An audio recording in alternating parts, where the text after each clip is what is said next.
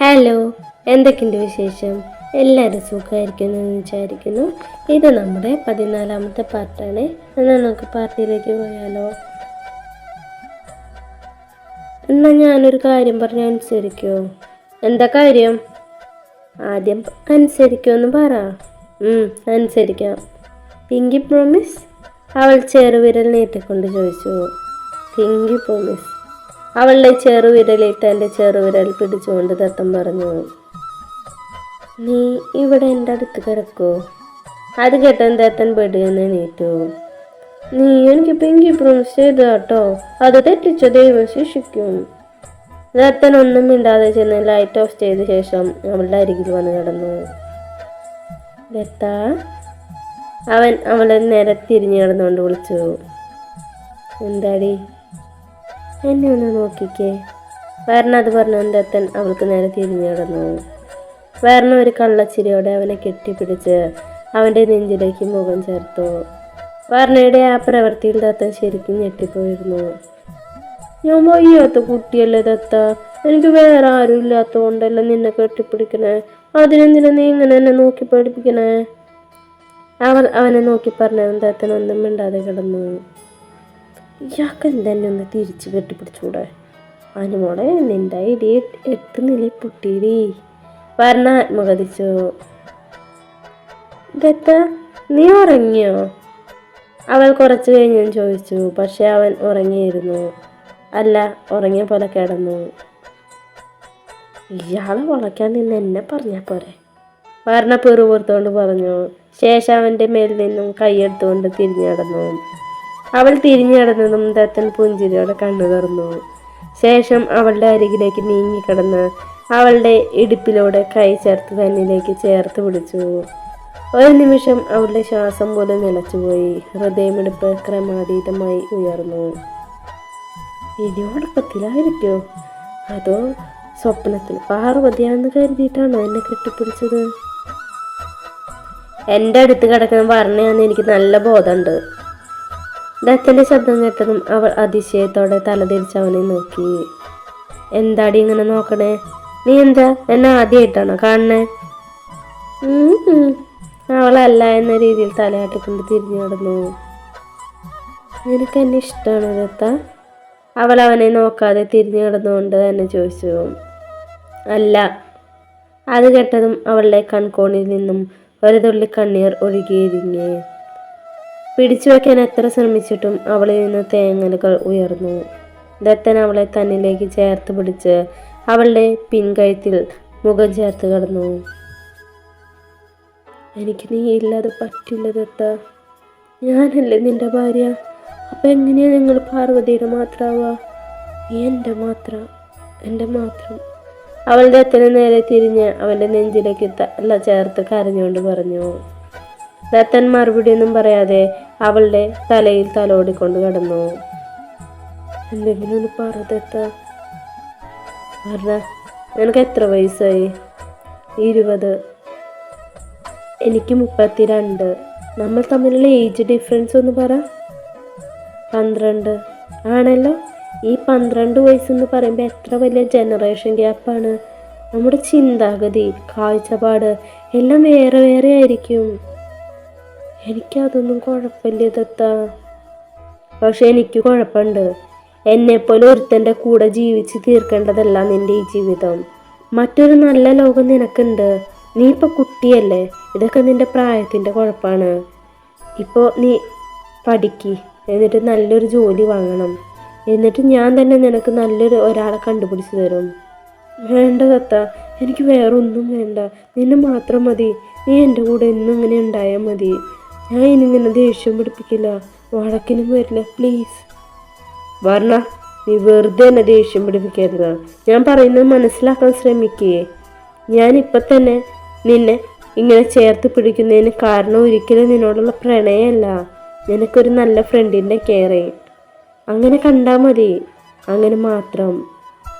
നാളെ നേരം വെളുക്കുമ്പോൾ ഞാൻ ആ പഴയ ദത്തനായിരിക്കും. ദത്തൻ്റെ വാക്കുകൾ വർണ്ണയെ ശരിക്കും തളർത്തിയിരുന്നു. അവൾ അവനിൽ നിന്ന് അകന്നു മാറാൻ ശ്രമിച്ചുവെങ്കിലും ദത്തൻ അതിനെ സമ്മതിക്കാതെ തന്നിലേക്ക് ചേർത്ത് പിടിച്ചു. അവൻ്റെ പിടി പിടിയിക്കാൻ വർണ്ണ പലതവണ ശ്രമിച്ചുവെങ്കിലും അവൻ അതിന് സമ്മതിച്ചില്ല. അവസാനം വർണ്ണയ്ക്ക് തോൽവി സമ്മതിക്കേണ്ടി വന്നു. കരഞ്ഞു കരഞ്ഞ് അവൾ എപ്പോഴോ ഉറങ്ങിപ്പോയി. ദത്തൻ്റെ കരവലയത്തിനുള്ളിൽ ഇതുവരെ കിട്ടാത്ത സുരക്ഷിതത്വ ബോധത്തിൽ അവൾ കിടന്നുറങ്ങി. തല്ലാനാണെങ്കിലും തലോടാനാണെങ്കിലും ദത്തൻ്റെ ഈ കൈ ഈ ഭൂമിയിൽ ഒരു പെണ്ണിന്റെ മേൽ മാത്രമേ പതിയൂ. അവൾ മാത്രമായിരിക്കും ജീവിതാവസാനം വരെ ഈ ദത്തൻ്റെ പെണ്ണ്. ആ പെണ്ണ് നീ മാത്രമായിരിക്കും വർണ്ണ. പക്ഷേ നീ വിചാരിക്കുന്ന പോലെ ഒരാളല്ല ഞാൻ. കുറച്ചു കാലത്തിന് ശേഷം മനസ്സറിഞ്ഞ് ഞാൻ ആരെങ്കിലും സ്നേഹിച്ചിട്ടുണ്ടെങ്കിൽ അത് നിന്നെ മാത്രമാണ്. ഇന്നീ ഭൂമിയിൽ ഞാൻ മറ്റാരേക്കാളും കൂടുതൽ സ്നേഹിക്കുന്നതും ചേർത്ത് പിടിക്കാൻ ആഗ്രഹിക്കുന്നതും നിന്നെ മാത്രമാണ്. അറിയില്ലേ പെണ്ണെ എനിക്കെന്താ ചെയ്യേണ്ടതെന്ന്? ഉറങ്ങുന്ന വർണ്ണയെ നോക്കി അവൻ മനസ്സിൽ ഉരുവിട്ടുകൊണ്ടിരുന്നു. പിറ്റേ ദിവസം വർണ്ണയാണ് ആദ്യം ഉറക്കമുണർന്നത്. അവൾ ഉണരുമ്പോഴും ദത്തൻ നല്ല ഉറക്കത്തിലാണ്. അവൾ ദത്തൻ്റെ കൈ മാറ്റി എണീക്കാൻ ശ്രമിച്ചുവെങ്കിലും അവൾക്ക് കഴിഞ്ഞില്ല. വർണ്ണ കുറച്ചു നേരം അവൻ്റെ മുഖത്തേക്ക് തന്നെ നോക്കിക്കിടന്നു. അവൻ ഇന്നലെ പറഞ്ഞ കാര്യങ്ങൾ മനസ്സിലേക്ക് വരും തോറും അവളുടെ കണ്ണുകളും നിറഞ്ഞിരുന്നു. വർണ്ണ ഒന്ന് ഉയർന്നു പൊങ്ങി ദത്തൻ്റെ നെറുകയിലായി ഉമ്മ വെച്ചതും അവൻ പതിയെ ഉറക്കം ഉണർന്നു. അത് കണ്ട വർണ്ണ വേഗം അവൻ്റെ നെഞ്ചിലേക്ക് തലവെച്ച് ഉറങ്ങുന്ന പോലെ കിടന്നു. ദത്തൻ കണ്ണു തുറന്ന് ചുറ്റും നോക്കി. 2 മിനിറ്റ് കഴിയേണ്ടി വന്നു അവന് സ്വഭാവത്തിലേക്ക് വരാൻ. അവൻ പതിയെ തൻ്റെ നെഞ്ചിൽ നിന്നും അവളെ ബെഡിലേക്ക് കടത്തി കഴുത്തുവരെ പുതച്ച് കൊടുത്ത് ഫാനിൻ്റെ സ്പീഡ് കുറച്ച് അവൻ പുറത്തേക്ക് പോയി. എനിക്കൊരിക്കലും ദത്തനെ കിട്ടില്ല. അവൻ എന്നെ ഭാര്യയായിട്ട് അംഗീകരിക്കാനും കഴിയില്ല. ഇങ്ങനെ എന്നിൽ നിന്നും പിരിക്കാനാണെങ്കിൽ എന്തിനാ അവൻ എൻ്റെ ജീവിതത്തിലേക്ക് കൊണ്ടുവന്നേ? വർണ്ണ കണ്ണീര് തുടച്ച് ബെഡിൽ എണീറ്റിരുന്നു. അന്നത്തെ ദിവസം അവൾ ക്ലാസ്സിൽ പോയില്ല. ദത്തൻ രാവിലെ അവൾക്കുള്ള ഫുഡ് കൊടുത്ത ശേഷം പുറത്തു പോയി. ഉച്ചയ്ക്ക് അവൻ തിരികെ വന്നു. വർണ്ണയുടെ കാര്യങ്ങളെല്ലാം അവൻ തന്നെയാണ് ചെയ്തു കൊടുത്തതെങ്കിലും അവർ പരസ്പരം ഒന്നും മിണ്ടിയില്ല. പിറ്റേ ദിവസം രാവിലെ വർണ്ണ കോളേജിൽ പോകാൻ റെഡിയായി. ദത്ത ഞാൻ പോവാ. കുളിച്ച റൂമിലേക്ക് വന്ന ദത്തനോട് അയാൾ പറഞ്ഞു. അലമാരിയിൽ നിന്നും ഒരു ഷർട്ട് എടുത്തിട്ടുകൊണ്ട് അവൻ മൂളി. വർണ്ണ ബാഗും എടുത്ത് മുറിയിലേക്ക് പുറത്തേക്ക് പോകുന്നു നോക്കി ദത്തൻ അവിടെ തന്നെ നിന്നു. അവൻ പ്രതീക്ഷിച്ചതുപോലെ പുറത്തേക്ക് പോയ വർണ്ണ തിരികെ വന്നു. അവനെ കെട്ടിപ്പിടിച്ചു. പക്ഷേ ഇന്ന് പതിവിന് വിപരീതമായി അവനും അവളെ ചേർത്ത് പിടിച്ചു. ഷർട്ടിലൂടെ എന്തോ നനവ് ഡ്രസ്സിലേക്ക് പടർന്നപ്പോഴാണ് അവൾ കരയുകയാണെന്ന് ദത്തനും മനസ്സിലായത്. അവൻ അവളുടെ മുഖം കൈകളിലെടുത്ത് തള്ളവിരൽ കൊണ്ട് കണ്ണു തുടച്ചു. എന്തേ വയ്യേ? അവളല്ല എന്ന് തലയാട്ടി. വയ്യെങ്കിൽ ഇന്ന് പോവണ്ട. പോവണം. അനുവേണി ഒന്ന് കാണണം. സോറി. എന്തിന്? ഇത് ഞാനാ. അവളുടെ ദത്തൻ്റെ കയ്യിൽ താൻ അന്ന് കടിച്ച പാടിൽ തൊട്ടുകൊണ്ട് പറഞ്ഞു. എനിക്കറിയാം. എങ്ങനെ? ഈ ഭൂമിയിലെ ദത്തൻ്റെ മേൽ കൈവയ്ക്കാൻ ആർക്കെങ്കിലും ധൈര്യം ഉണ്ടെങ്കിൽ അത് നിനക്ക് മാത്രമായിരിക്കും. വേഗം പോവാൻ നോക്ക്, അല്ലെങ്കിൽ ബസ് മിസ്സാവും. അവൻ്റെ മുഖത്ത് നിന്നും കണ്ണെടുക്കാതെ നോക്കി നിൽക്കുന്ന വർണ്ണയുടെ കവിളിൽ തട്ടിക്കൊണ്ട് ദത്തൻ പറഞ്ഞു. വർണ്ണ അവനെ ഒന്ന് നോക്കിയ ശേഷം പുറത്തേക്ക് പോയി. അവൾ ക്ലാസ്സിലേക്ക് പോവാൻ തീരെ താല്പര്യം ഉണ്ടായിരുന്നില്ല. അതുകൊണ്ട് വളരെ പതുക്കെയാണ് ബസ് സ്റ്റോപ്പിലേക്ക് നടന്നത്. അവൾ എത്തുമ്പോഴേക്കും ബസ് പോയിരുന്നു. ഇനി അടുത്ത ബസ് കിട്ടി കോളേജിലെത്തുമ്പോഴേക്കും ഒരുപാട് നേരമാവും. അതുകൊണ്ട് അവൾ നേരെ അമ്മായിയുടെ വീട്ടിലേക്കാണ് പോയത്.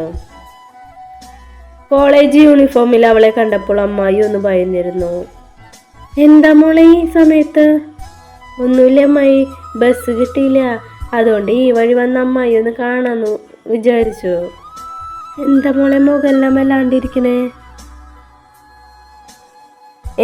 ഒന്നുമില്ല, ഇത്രയും ദൂരം നടന്നു വന്നത് കൊണ്ടാ.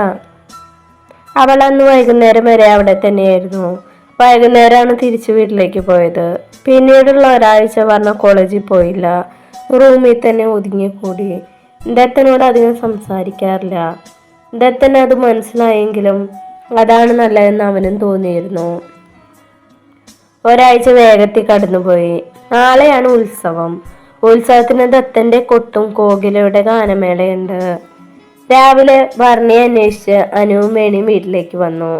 ഇടയ്ക്ക് 2-3 വട്ടം അവർ ദത്തന്റെ ഫോണിൽ വിളിച്ച് സംസാരിച്ചിരുന്നു. എന്താ പറഞ്ഞ മോളെ ഇത്? ഒരു വയറുവേദന വന്നപ്പോഴേക്ക് നീ ഇങ്ങനെ ക്ഷീണിച്ചാ? വർണ്ണയുടെ കോലം കണ്ട് അനു ചോദിച്ചു. എനിക്കെന്താ സുഖമില്ല, അതാ. സുഖമില്ലാത്ത ശരീരത്തിനാണോ മനസ്സിലാണോ? വേണി അർത്ഥം വെച്ച പോലെ ചോദിച്ചു. ഏയ്, എനിക്ക് കുഴപ്പമൊന്നുമില്ല. ഇതേ പെണ്ണെ, ഒന്നങ്ങ് വെച്ച് തന്നാണ്ടല്ലോ. ഇപ്പൊ കുറച്ചു കാലമായിട്ട് നിനക്ക് ഈ ദുഃഖപുത്രിയുടെ കണ്ണീരൊലിപ്പിച്ച് നടക്കുന്ന നേരമുള്ളോ? ഇതെന്താ രാവിലെ തന്നെ ത്രിമൂർത്തികൾ ഒരുമിച്ചുണ്ടല്ലോ? അകത്തേക്ക് വന്ന ദത്തൻ ചോദിച്ചു. ഒരാഴ്ച ഇവള് ക്ലാസ്സിലേക്ക് വന്നില്ലല്ലോ, അപ്പൊ ഒന്ന് കാണാൻ വന്നതാ. ഉത്സവമൊക്കെ അല്ലേ, അപ്പൊ ഇവളെയും കൂട്ടി അമ്പലത്തിൽ പോവാന്ന് കരുതി. പക്ഷെ ഇവള് വരുന്നില്ല എന്ന് പറയാ ദത്തേട്ടാ. ഉത്സവത്തിനും വരുന്നില്ലാന്ന് വേണി അവനെ നോക്കി പറഞ്ഞതും ഞാൻ എപ്പോഴാ പറഞ്ഞെന്ന മട്ടിൽ പറഞ്ഞ അവളെ നോക്കി. അതെന്താ വരാത്തെ? ദത്തൻ പറഞ്ഞേ നോക്കി ചോദിച്ചു. അവൾക്ക് വയ്യാന്നാ? എന്താ പറ്റിയ? ഹോസ്പിറ്റലിൽ പോണാ? ദത്തൻ ടെൻഷനോടെ വന്ന് അവളുടെ നെറ്റിയിലും കഴുത്തിലും കൈവച്ച് നോക്കി. പനിയൊന്നുമില്ലല്ലോ, പിന്നെന്താ വയ്യാത്തെ? ദത്തന്റെ ഭാവം കണ്ട് അനുവും വേണിക്കും ചിരി വന്നിരുന്നു. ഇത് വയ്യായികയല്ല ദത്തേട്ടാ, അവൾക്ക് വരാൻ താല്പര്യമില്ലെന്ന്. അതെന്താ? അപ്പോഴേക്കും ദത്തന്റെ ഫോൺ റിങ് ചെയ്തു. നിങ്ങൾ സംസാരിക്കും, ഞാൻ അപ്പൊ വരാം. അവൻ ഫോണും കൊണ്ട് പുറത്തേക്ക് പോയി.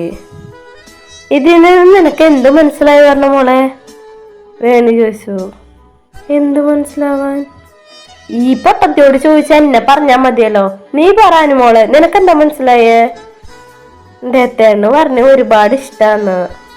ട്യൂബ്ലൈറ്റായി ഇവൾക്ക് വരെ അത് മനസ്സിലായി, എന്നിട്ട് നിനക്ക് മനസ്സിലായില്ലേ പറഞ്ഞേ? എടി, നിന്നോട് പ്രേമാടി ദത്തേണ്. അല്ല വേണി, എല്ലാം തോന്നല. ഞാനും അങ്ങനെയാ കരുതിയിരുന്നേ.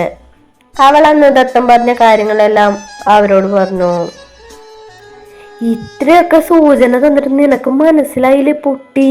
എടി ദത്ത, എന്നോട് നിന്നെ ഇഷ്ടാന്ന്. പക്ഷെ എന്തൊക്കെ കാരണങ്ങൾ കൊണ്ടാണ് ഇത് പുറത്ത് കാണിക്കാത്തതെന്ന് എനിക്കറിയില്ല.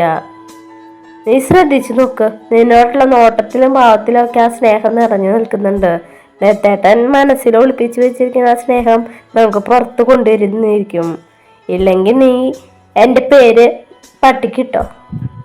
വേണി എന്നൊക്കെ പട്ടിക്കിടാൻ പറ്റുമോ? വേണിപ്പട്ടി, പട്ടി വേണി, ഇതൊട്ടും ചേർച്ചയില്ലല്ലോ. അനു കാര്യമായി ആലോചിച്ചുകൊണ്ട് പറഞ്ഞു. ഡി, ഒരു കാര്യം സീരിയസ് ആയിട്ട് പറയുമ്പോ നിന്റെ ഊളച്ചെളി പറയാൻ വരില്ല കേട്ടാ. ഊളച്ചെളി നിന്റെ മറ്റവന്റെ. ഡി, നീ എന്റെ മറ്റവനെ പറയണ? അധികം വൈകാതെ അനുവും വേണിയും പൊരിഞ്ഞടിയായി. ഒന്ന് നിർത്തു രണ്ടും. ഇവിടെ അമ്മയ്ക്ക് പ്രസവേദന, മോൾക്ക് വീണ വായന. നിങ്ങൾ ആദ്യം എന്റെ കാര്യം ഒന്ന് തീരുമാനാക്കി തായോ. ഓ സോറി പറഞ്ഞ മോളെ, ഞങ്ങൾ ആ കാര്യം അങ്ങ് മറന്നുപോയി. അപ്പൊ എന്താ നമ്മൾ പറഞ്ഞു വന്ന കാര്യം? അതൊക്കെ തന്നെ വളച്ചെടുക്കുന്ന കാര്യം. അതിന് എൻ്റെ അടുത്തൊരു നല്ല ഐഡിയയും പ്ലാനും ഉണ്ട്. പക്ഷെ അതിനു മുമ്പ് നിന്റെ ഈ കണ്ണീർ നായിക സ്വഭാവം നിർത്തണം, വേണി പറഞ്ഞു. അത് ശരിയാ പറഞ്ഞ മോളെ, നീ ഇങ്ങനെ പാടത്തെ പഴങ്കിളിയിലെ കൺമണിയെ പോലെ ഏതു സമയം കരഞ്ഞുകൊണ്ടിരുന്ന ഒന്നും നടക്കില്ല. നീ ആ അമ്മറിയാതെ സീരിയലിലെ അലീന ടീച്ചറെ പോലെ ബോൾഡ് ആവണം. എന്നിട്ട് കുടുംബ വിളക്കിലെ വേദിക സിദ്ധുവിനെ വളച്ചെടുത്ത പോലെ നീ ദത്തേണ്ണ വളച്ചെടുക്കണം. എന്നിട്ട് സ്വാതന്ത്ര്യത്തിലെ ശിവയും അഞ്ജലിയും പോലെ ജീവിക്കണം. ഒന്ന് നിർത്തിക്കാൻ, ഇവൾക്ക് സീരിയൽ പ്രാന്ത് കണ്ടിട്ടും പ്രാന്തായതാന്നാ തോന്നണേ. പ്രാന്തത്തിന്റെ അനു. വർണ്ണ നീട്ടി വിളിച്ചതും അവൾ നിർത്തി എന്ന രീതിയിൽ വാ കൈകൊണ്ട് പൊത്തിപ്പിടിച്ചു. അപ്പൊ ഞാൻ പറഞ്ഞു വരുന്നത് ദത്തേട്ടനെ എങ്ങനെ വളച്ചു കുപ്പിയിലാക്കാന്നാണ്. നീ മെഗാ സീരിയൽ പോലെ വലിച്ചിട്ട് അത് കാര്യം പറയണി, അനു പറഞ്ഞു. നമ്മളിവിടെ ദത്തേട്ടന്റെ തപസ്സിളക്കാൻ വൈശാലി ചേച്ചി തീരെയാണ് ഉപയോഗിക്കണേ.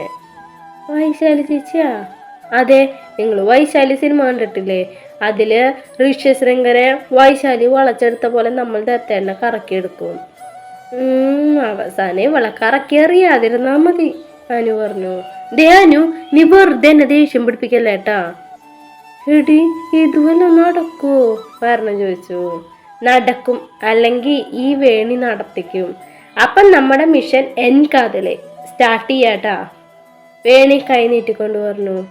അയ്യേ, ഇതെന്ത് പേരാ? എന്താടി ഇതിനൊരു കുഴപ്പം? നമ്മുടെ ഐഡിയൽ പൊട്ടത്തരം ആണെങ്കിലും മിഷന്റെ പേര് സൂപ്പർ ആയിരിക്കണം. അത് ഈ വേണിക്ക് നിർബന്ധ. എൻകാതിലെങ്കിൽ എൻകാതിലെ. അത് പറഞ്ഞ് വേണിയുടെ കയ്യിൽ വർണ്ണയും അനുവും കൈ പിടിച്ചു. എന്നാൽ ഞങ്ങൾ ഇറങ്ങാൻ പറഞ്ഞ മോളെ, അപ്പം നാളെ ഉത്സവത്തിന് കാണാം. അത് പറഞ്ഞ് അവർ യാത്ര പറഞ്ഞിറങ്ങി. അവർ യാത്രയാക്കാൻ വർണ്ണയും മുറ്റത്തേക്ക് വന്നു. അവർ ഇറങ്ങാൻ നേരമാണ് ദത്തനകത്തേക്ക് വന്നതും. നിങ്ങൾ ഇറങ്ങാറായോ? ആദ്യത്തേട്ടാ. അപ്പം നാളെ കാണാം. നാളത്തെ കോട്ടെ എപ്പോഴത്തെ പോലെ തകർക്കണം. അവൻ പുഞ്ചിരിയോടെ തലയാട്ടി. അനുവും വേണിയും അവിടെ നിന്ന് ഇറങ്ങി. എന്തേ? തൻ്റെ മുഖത്തേക്ക് തന്നെ നോക്കി നിൽക്കുന്ന വർണ്ണയെ നോക്കി ദത്തൻ ചോദിച്ചു. ഒന്നുമില്ല. നീ എന്താ ഉത്സവത്തിന് വരില്ല എന്ന് പറഞ്ഞ് അകത്തേക്ക് നടന്നുകൊണ്ട് ദത്തൻ ചോദിച്ചു. ഓ, ഞാനൊന്നുമില്ല. അതെന്താ ഇല്ലാത്ത എന്നാ ചോദിച്ചേ?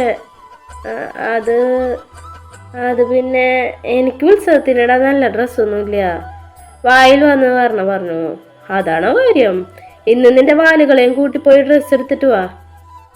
ഒന്നും വേണ്ട. പിന്നെന്താ വേണ്ടത്? എനിക്ക് നീ ഒരു ഡ്രസ്സ് എടുത്തു തരുമോ? ഞാനോ?